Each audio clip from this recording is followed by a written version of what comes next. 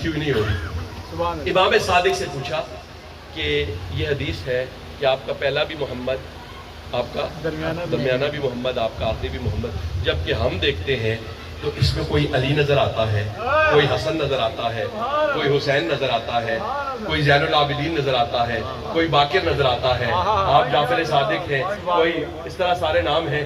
تو امام نے فرمایا، اور کلام امام جو ہوتا ہے وہ امام الکلام ہوتا ہے۔ سبحان اللہ، سبحان اللہ۔ یہ میرا کلام کسی مولوی، کسی دائی کا، کسی مفکر کا، کسی مفسر کا کلام نہیں ہے، یہ کلام امام ہے۔ امام جعفر صادق فرما رہے ہیں علیہ السلام کہ اے پوچھنے والے، توجہات ہیں آخر تک؟ سبحان اللہ، توجہات ہے نا؟ سبحان اللہ۔ اے پوچھنے والے، ذرا جا کے صحیفہ لے کے آ، قرآن لے کے آ۔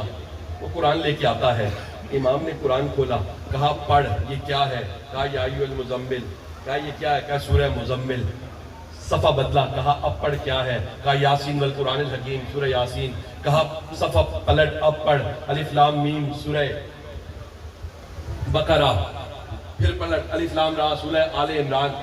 کہا کہ بند کر دیا، کہا یہ کیا ہے؟ کہا یہ قرآن ہے۔ پھر کھولا، کہا اب پڑھ کیا ہے؟ کہا سورہ مزمل، سورہ مدثر، سورہ کہف، سورہ یونس، سورہ دہر، سورہ مزمل۔ کہا عجیب آدمی ہے، کبھی کہتا ہے سورہ مزمل، کبھی کہتا ہے سورہ یاسین، جب میں بند کرتا ہوں کہتا ہے یہ قرآن ہے۔